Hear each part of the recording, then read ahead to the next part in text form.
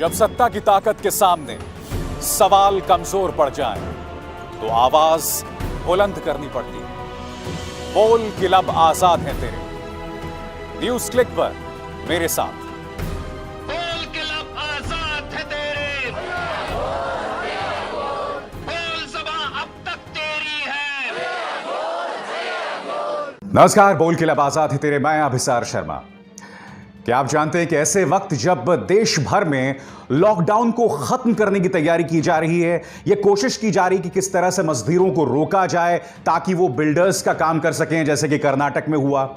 मजदूरों की मर्जी के बगैर वहां उनकी ट्रेन्स को कैंसिल कर दिया गया। बीएस येदियुरप्पा ने उनकी ट्रेन को कैंसिल कर दिया ताकि वो बिल्डर्स का काम कर सकें। एक ऐसे वक्त जब हम ये कर रहे हैं, गुजरात, जी हां, वो गुजरात मॉडल जिसके दम पर प्रधानमंत्री नरेंद्र मोदी मुख्यमंत्री से प्रधानमंत्री बन गए थे, वो पूरी तरह से सुपर फ्लॉप साबित हो रहा है। पूरी तरह से सुपर फ्लॉप साबित हो रहा है। और यही नहीं, वो इस वक्त रिवर्स गियर में चल रहा है। मैं आपको बताऊंगा कैसे, और मैं आपके सामने एक बहुत अहम पड़ताल लेकर आ रहा हूं। मगर उससे पहले मैं आपके सामने इस मुद्दे की चर्चा करना चाहूंगा। यह खबर याद है आपको? Boys locker room. दक्षिणी दिल्ली के कुछ 15 से 16 साल के लड़के थे जिन्होंने इंस्टाग्राम में एक चैट के दौरान यह कहा था कि किस तरह से उन्हें एक लड़की का गैंग रेप करना चाहिए। पूरा देश और सभी लोग उससे हैरत में थे कि आखिर पढ़े लिखे संपन्न घरों के लड़के इस तरह से बात कैसे कर सकते हैं। जी हां, इस तरह के दोहरे मापदंड की बात की जा रही थी। मगर क्या आपने कभी सोचा है कि ये बच्चे घर में किस तरह की शिक्षा लेते हैं? घर में नेटफ्लिक्स, अमेज़न, इन तमाम जगहों पर किस तरह के कार्यक्रम देखते हैं? क्या आपने सोचा कि इनके बड़े भाई कैसे होंगे, इनके पिता कैसे होंगे? इसकी मैं आपको एक झलक दिखाना चाहता हूं। अगर मैं पहले स्पष्ट कर दूं कि बॉयज लॉकर रूम में जो हुआ और जो मिसालें मैं आपको पेश करने वाला हूं, इन दोनों के बीच में कोई लिंक नहीं है। मैं आपको सिर्फ इतना बताने की कोशिश कर रहा हूं कि आज की तारीख में हमारे बड़े भाई या हमारे पिता इस तरह की जहनियत के होंगे तो क्या होगा।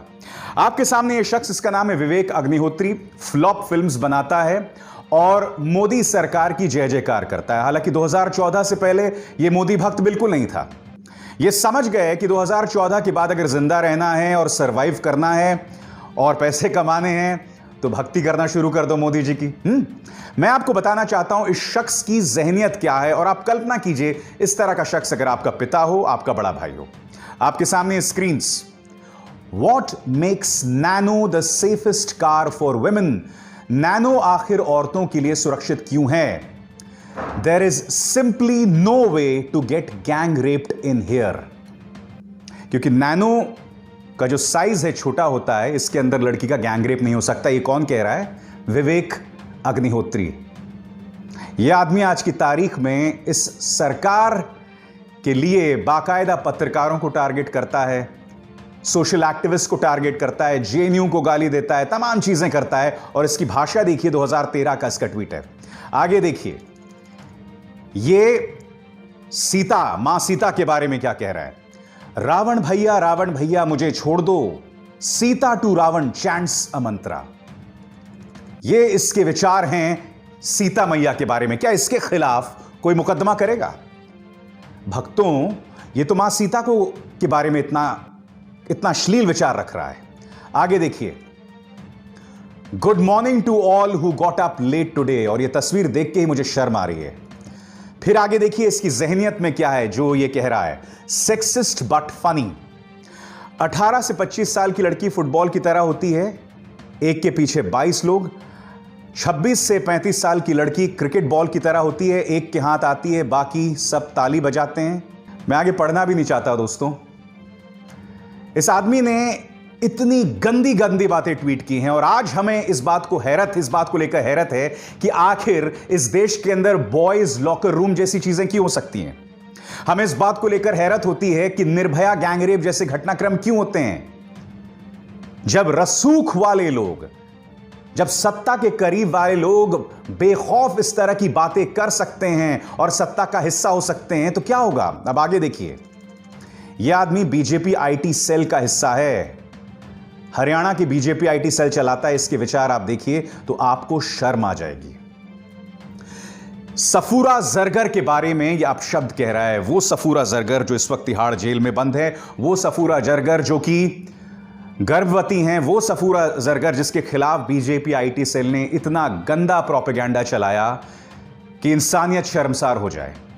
कपिल मिश्रा ने शर्मसार करने वाला ट्वीट किया और उसके बाद पूरी बीजेपी आईटी सेल एक के बाद एक इस औरत को टारगेट करने लगी। मैं नहीं जानता इनकी इंसानियत कहां मर गई। देखिए आदमी क्या कह रहा है। अब ये 500 रुपए में 9 महीने का रिचार्ज किसने कर दिया? जो मांग रही थी आजादी लेके लौटी आबादी। अब ये अरुण यादव कौन है? इन 3 तस्वीरों में देखिए। यहां इसे बीजेपी अध्यक्ष जेपी नड्डा का आशीर्वाद मिल रहा है, यहां पर इसे हरियाणा की मुख्यमंत्री मनोहर लाल खट्टर का आशीर्वाद मिल रहा है और यहां स्वयं प्रधानमंत्री नरेंद्र मोदी का आशीर्वाद मिल रहा है। इनके विचार देखिए। और ऐसा नहीं कि इन्होंने सफूरा जरगर को टारगेट किया क्योंकि वो मुसलमान है, नहीं। इनके विचार उन तमाम महिलाओं के बारे में ऐसे ही हैं जो प्रधानमंत्री नरेंद्र मोदी और इस सरकार से सवाल करते हैं। और क्या जानते हैं इस शख्स को कौन फॉलो करता है ट्विटर पे? मनोहर लाल खट्टर, कैलाश विजयवर्गीय, अमित मालवीय। ये तीनों चेहरे जो हैं इस आदमी को ट्विटर पर फॉलो करते हैं और ये बीजेपी आईटी सेल का प्रमुख है हरियाणा के अंदर। मुझे हैरत नहीं होती क्योंकि आप जानते हैं कि पिछले 1.5-2 सालों से मैं लगातार बीजेपी आईटी सेल के बारे में आपके सामने कार्यक्रम करते रहा हूं और मैं जानता हूं कि इन लोगों के जहन में सिवाय कचरे के, सिवाय कूड़े के कुछ नहीं है। इसलिए मैं आपसे फिर कहना चाहूंगा कि आपको हैरत नहीं होनी चाहिए कि इस देश के अंदर निर्भया गैंगरेप जैसी घटनाएं क्यों होती हैं या बॉयज लॉकर रूम जैसी घटनाएं क्यों होती हैं, क्योंकि यह है सोच इन लोगों की। इन्हीं से प्रेरणा पाकर 16-17 साल के बच्चे जो हैं इस तरह की बातें करते हैं।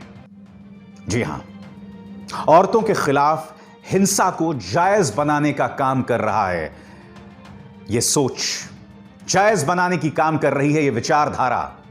और एक दिन ऐसा आएगा जब हम अंदर से राक्षस हो जाएंगे, हम अंदर से खोखले हो जाएंगे, हमारी आत्मा मर जाएगी और तब बहुत देर हो जाएगी। मगर तब तक आप अपने नफरत के अंदर मैरिनेट होते रहें, आप अपने जहर के अंदर उबलते रहें और इस ज्वालामुखी को अंदर पाल के न सिर्फ अपना बल्कि अपने परिवार का भी नुकसान करते रहें। जय हिंद। और अब हम दूसरे मुद्दे की चर्चा करने जा रहे हैं और यह दूसरा मुद्दा है गुजरात मॉडल जो पूरी तरह से सुपर फ्लॉप हो गया है। कैसे, मैं आपको बताता हूं। आपके स्क्रीन पर देश के स्वास्थ्य मंत्री हर्षवर्धन जो महाराष्ट्र के अंदर जो स्थिति है उसको लेकर चिंता जता रहे हैं। जी हां, मगर स्वास्थ्य मंत्री का ध्यान जो है गुजरात की तरफ कतई नहीं जाएगा क्योंकि गुजरात इस वक्त रिवर्स गियर पर है। आपके सामने सिलसिलेवार तरीके से मैं बताना चाहता हूं कि गुजरात में अब अगले 1 हफ्ते के लिए लॉकडाउन होने वाला है और यह बहुत बड़ा लॉकडाउन है। जी हां, एक ऐसे वक्त जब देश में लॉकडाउन खुल रहा है कई जगहों पर, यहां पर यह हालत होती जा रही है। वो गुजरात मॉडल। जी हां, खबर क्या है? बढ़ते संक्रमण की वजह से अहमदाबाद में स्थानीय प्रशासन ने फैसला किया है कि सिर्फ दवाई की दुकानें और दूध के पार्लर्स खुले रहेंगे। इसके अलावा सब्जी की दुकानें बंद, फल की दुकानें बंद, किराने की दुकानें बंद। यही नहीं, स्विगी और जोमेटो भी बंद हो जाएगा। आगे देखिए, अहमदाबाद म्युनिसिपल कॉर्पोरेशन ने यह भी फैसला किया है कि सभी निजी अस्पताल, क्लिनिक्स और नर्सिंग होम्स अगले 48 घंटे में खुल जाएंगे, वरना उनके लाइसेंस कैंसिल हो जाएंगे। इसके अलावा अहमदाबाद म्युनिसिपल कॉर्पोरेशन ने 7 प्राइवेट अस्पतालों को चिन्हित किया है ताकि वो इसका इलाज कर सकें। यही नहीं, आपके स्क्रीन पर अमित शाह से गुजरात के मुख्यमंत्री विजय रूपाणी ने यह अपील की है कि कोरोना का इलाज करने के लिए विशेष डॉक्टर्स भेजे जाएं। यह क्या बता रहा है कि गुजरात में हालात बिल्कुल बेकाबू हैं। आपको याद है जब न्यूज चैनल्स ने खबर चलाई थी कि किस तरह से केरला, महाराष्ट्र और राजस्थान के अलावा ये वो 3 राज्य हैं जो गरीब मजदूरों से पैसा ले रहे हैं, मगर गुजरात का बिल्कुल जिक्र नहीं था।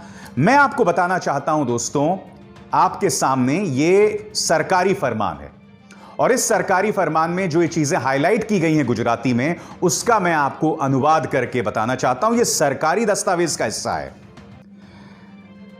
राज्य सरकार ने आईपीएस और आईएएस ऑफिसर्स को नियुक्त किया है ताकि वो राज्यों के साथ तालमेल बिठाएं किनके लिए?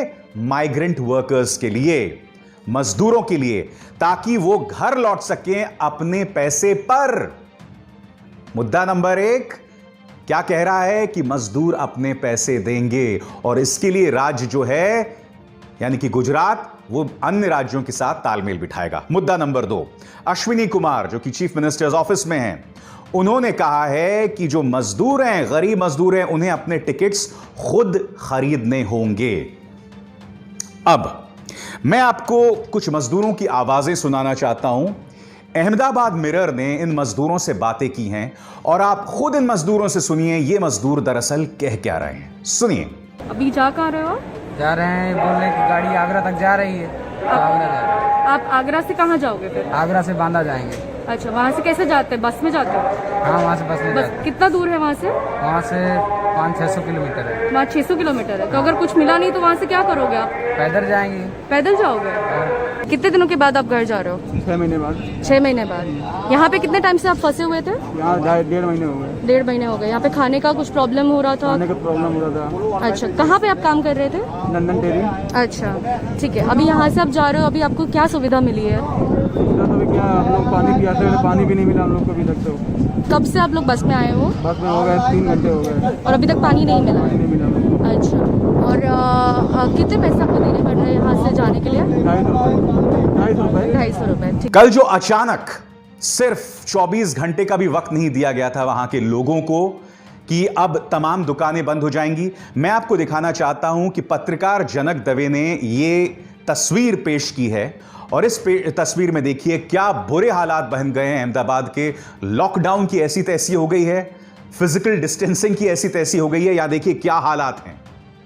जी हां, ये हालात हैं अहमदाबाद के, गुजरात मॉडल के। कुछ सवाल आपको पूछने पड़ेंगे।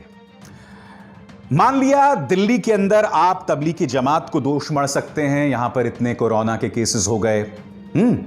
वही तबलीगी जमात जिनकी जांच एयरपोर्ट में नहीं हुई और वो भारत के अंदर घुस के आ गए। वही तबलीगी जमात का आयोजन जिसे आयोजन की अनुमति गृह मंत्रालय ने दी, वो चाहते तो मुंबई पुलिस की तरह उन्हें आयोजन की अनुमति नहीं देते, मगर दी। दिल्ली की तो हमने मान ली। महाराष्ट्र फाइनेंशियल कैपिटल है और यहां आप जानते हैं कि झुग्गियां ढेरों हैं, यहां पर इसका संक्रमण फैलना बात समझ में आती है। मगर गुजरात, यह तस्वीर देखिए, नमस्ते ट्रंप। जी हां, लाखों लोगों को सड़कों पर खड़ा किया गया था, दीवारें उठा दी गई थी ताकि ट्रंप हमारी गरीबी को ना देख सकें। एक स्टेडियम के अंदर लाखों लोग जमा थे। यह तस्वीर आपके सामने है। आज क्या यह हमें सवाल नहीं पूछना चाहिए कि अगर गुजरात की जनता इस दोजक का, इस नर्क का सामना कर रही है तो कहीं इसका जिम्मेदारी ये तो नहीं है? और देखिए यह घटना कब हुई थी? फरवरी में हुई थी। फरवरी के उत्तरार्ध में, दूसरे हिस्से में हुई थी फरवरी के। और भारत सरकार जो दावा करती है कि हमने कोरोना को लेकर उपाय जो हैं वो 15 जनवरी से शुरू कर दिए थे, तो मैं पूछना चाहता हूं भारत सरकार से कि आपने अहमदाबाद के अंदर ऐसा तमाशा क्यों किया? गुजरात में मृतकों की तादाद बढ़ती जा रही है, क्या यह सवाल नहीं पूछे जाने चाहिए कि आज गुजरात मॉडल पूरी तरह से फेल हो गया है? और उसकी वजह यह है कि आपने ट्रंप के स्वागत में यहां पर यह अश्लील ड्रामा किया था। जी हां, मैं अश्लील कह रहा हूं। मैं अश्लील इसलिए कह रहा हूं क्योंकि आज गुजरात उसका खमियाजा भुगत रहा है। गुजरात इस वक्त देश का दूसरा बड़ा राज्य है और सरकार का ध्यान किसकी तरफ है? महाराष्ट्र की तरफ है, पश्चिम बंगाल की तरफ है। यकीनन वहां स्थिति गंभीर है। आपके सामने एक बार फिर हर्षवर्धन जो कह रहे हैं कि महाराष्ट्र में स्थिति बहुत गंभीर है और यही वजह है कि मुंबई पुलिस ने जो गैर जरूरी चीजों की बिक्री है और शराब की बिक्री को फिर से रोक दिया है, क्योंकि वो जानते हैं कि शराब के केंद्रों में भीड़ इकट्ठी हो रही है, जिसके चलते फिर से कोरोना फैल सकता है। महाराष्ट्र संकट का सामना कर रहा है और हम महाराष्ट्र का सवाल तो उठाते रहे हैं ना मीडिया में, सिवाय महाराष्ट्र के, सिवाय जो गैर बीजेपी राज्यों के, और तो किसी की चर्चा नहीं होती है। अब पश्चिम बंगाल की बात करते हैं। पश्चिम बंगाल पर कड़ा रुख अपनाया है किसने? केंद्र सरकार ने। यूनियन होम सेक्रेटरी जो हैं अजय भल्ला, उन्होंने कड़े तेवर अपनाते हुए 3 खास बातें कही हैं पश्चिम बंगाल को, जो मैं आपको पढ़ के सुनाना चाहता हूं। कुछ खास गुट कोरोना फैला रहे हैं। यूनियन होम सेक्रेटरी ने यह भी कहा कि बच्चे क्रिकेट खेल रहे हैं, लोग नदियों में नहा रहे हैं, रिक्शे चलाए जा रहे हैं, मगर इस पर कोई ध्यान नहीं दे रही है राज्य सरकार। यही नहीं, वो ये भी कह रहे हैं कि पश्चिम बंगाल की रेट ऑफ टेस्टिंग यानी कि कोरोना को लेकर जो परीक्षण होता है वो बहुत कम है। वैसे तो केंद्र सरकार ने इससे पहले बहुत सी ऐसी बातें की हैं जो बाद में झूठ साबित हुई हैं, मगर मैं आपकी इस बात का विश्वास करता हूं और तमाम मुख्यधारा की मीडिया चैनल्स जिनकी लाखों करोड़ों में रीच है वो सिर्फ इन राज्यों की बात कर रहे हैं। मगर क्या आप जानते हैं कि गुजरात की रेट ऑफ टेस्टिंग इस वक्त देश में सबसे कम में बताई जाती है। आज न्यूज चैनल्स आखिर गुजरात की बात क्यों नहीं कर रहे हैं? भूल जाइए कि अगर आपको इस बात का डर है कि आप मोदी जी के चलते गुजरात की बात नहीं कर सकते, मगर गुजरात की जनता के प्रति तो आपका दायित्व है, उनके प्रति तो आपकी जिम्मेदारी है। कैसे भूल गए आप गुजरात की जनता को? जिस गुजरात को पूरी तरह से मुख्यधारा की मीडिया ने भुला दिया है, उसकी एक और तस्वीर मैं आपको जाते जाते दिखलाना चाहूंगा। यह डीडी न्यूज गुजरात चला रहा है, पढ़ के सुनाऊंगा अंग्रेजी में, फिर उसका अनुवाद करूंगा। Gujarat government shares success story with Ministry of Ayush regarding 6,000 people in quarantine benefiting from Ayurvedic kadha. People who were in quarantine and drank kadha for the prescribed time tested negative for COVID-19. ये बताने की कोशिश कर रहे हैं कि आयुर्वेदिक काढ़ा पीने से जो लोग क्वारंटीन में थे वो कोविड को लेकर नकारात्मक पाए गए। अगर यह सत्य होता तो आज की तारीख में यह खबर पूरे देश में फैल गई होती, सरकार ने इसे आधिकारिक तौर पर अमली जामा पहना दिया गया होता, भारत की जय जयकार पूरी दुनिया में हो रही होती और डीडी न्यूज गुजरात चला रहा है कि किस तरह से 6,000 लोगों ने आयुर्वेदिक काढ़ा पिया। अंधभक्ति का क्या इलाज है मैं नहीं कह सकता, क्योंकि इस देश में पिछले 5 सालों में अंधभक्ति की जो सोच है वो लगातार बढ़ी है और इसको बढ़ाने का काम मानव संसाधन मंत्री से लेकर प्रधानमंत्री से लेकर मुख्यमंत्रियों से लेकर सब ने किया है। और यहां पर भ्रमित करना है, एक गलत तस्वीर आपके सामने पेश करना है और इससे ज्यादा शर्मनाक बात कुछ नहीं हो सकती। मगर देखिए साहब, बोल के लब आजाद है तेरे में हम तो ये मुद्दे उठाएंगे। मुख्यधारा की मीडिया बेशक भूल जाए, मगर हम इन मुद्दों से पीछे नहीं हटने वाले। नमस्कार।